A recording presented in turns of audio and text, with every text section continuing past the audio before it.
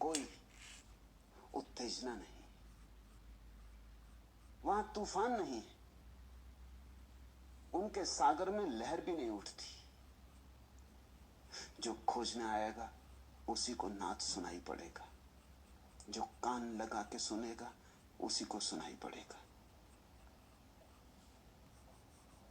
नहीं तो तुम बुद्ध के पास से गुजर जाओगे, तुम्हें पता भी ना चलेगा। मीरा के पास से बिना पता चले ना गुजर सकोगे, मानो न मानो, लेकिन जाएंगे। बुद्ध के पास तो जो अंतर्दृष्टि है वे ही रुकेंगे। तो मंसूर आविष्ट होता है जैसे मीरा, बुद्ध अनाविष्ट रहते। इसमें विरोध जरा भी नहीं। जैसे परमात्मा हर चीज के लिए दो पहलू चुनता है, बाहर की तरफ, भीतर की तरफ, बहिर्मुखी और अंतर्मुखी, ऐसे ही समाधि भी दो ढंग की होती। अभिव्यक्ति, समाधि के भीतर का स्वाद तो एक ही है, वो मीरा का हो कि महावीर का, कुछ फर्क नहीं पड़ता है। एक दफा जो आ गई समाधि तो आ गई, फिर जाती नहीं, प्रकट हो ना प्रकट हो। दूसरा प्रश्न, भक्ति के मार्ग में साधु संगति का इतना मूल्य क्यों है? बिना साधु संगति के लोकलाज कहां खोओगे? बिना साधु संगति के तुम्हारी जड़, परंपराएं, लकीरें, लीकें कैसे मिटेंगी? बिना साधु संगति के कैसे तुम कह सकोगे छाड़ दई कुल की कहानी, कहा करी है कोई, छोड़ दी कुल की मर्यादा। कहती मीरा, कोई मेरा क्या करेगा?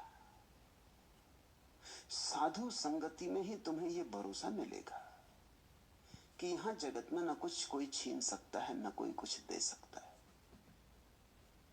न यहां नाम का कोई मूल्य है, न बदनामी में कुछ हर्ज है। यहां तो सब पानी पर खींची गई लकीरें हैं, नाम हो कि बदनामी हो। और धीरे धीरे तुम्हें पता चलेगा कि साधु संगति में बदनाम हो जाना बेहतर असाधुओं की संगति में नाम हो जाने से। इधर मेरे सामने दुलारी बैठी, पीछे उसने एक प्रश्न लिख के भेजा था और नीचे नोट लिख दिया था कि कृपा कर मेरा नाम प्रश्न में ना ले। डरती होगी बेचारी, घर के लोगों से घबराती होगी। मैं नाम ले दूं तो घर के लोगों को पता चलेगा कि दुलारी वहां थी, शायद चोरी चोरी आ जाती होगी। तो स्वाभाविक है, जिस समाज में तुम रहते हो, जिस परिवार में रहते हो, जिन लोगों के बीच रहते हो, उनसे हजार तरह के समझौते करने होते। इन समझौतों से तुम्हें कौन ऊपर ले जाएगा? इनसे तुम्हें कौन मुक्त करेगा? साधु संगति के बिना कोई उपाय नहीं। साधु संगति का अर्थ क्या? जो पहले से बिगड़े हुए हैं उनके साथ उठना बैठना, जो बिगड़ ही गए उनसे दोस्ती ना करोगे तो बिगड़ोगे कैसे? वहीं बैठ बैठ के मीरा कहती, संतन धिग बैठी बैठी लोक लाज खोई। उन्होंने तो गंवा ही दिया था खुद, उन्हीं के पास बैठ बैठ के ये बीमारी मीरा को भी लग गई। एक संत तुम्हारी तरफ आंख उठा के देख ले काफी है, बजाय इसके कि सारा जगत तुम्हारी प्रशंसा के गीत गाए। सारा जगत एक तरफ और संत की प्रेम वर्षा की एक बूंद एक तरफ, तो भी बूंद बजनी और पलड़ा तराजू का वहीं झुकेगा। इसलिए लोग घबराते हैं संतों के पास जाने में, और अगर परिजन, मित्र, पत्नी, पति, बेटे जाने लगे तो भय पैदा होता है। क्योंकि एक बात उनको अनजाने में भी जाहिर है कि अगर संतों का प्रभाव पड़ा तो हमारा प्रभाव गया। पति क्यों भयभीत हो जाता है, पत्नी क्यों भयभीत हो जाती? यहां मेरे पास लोग आते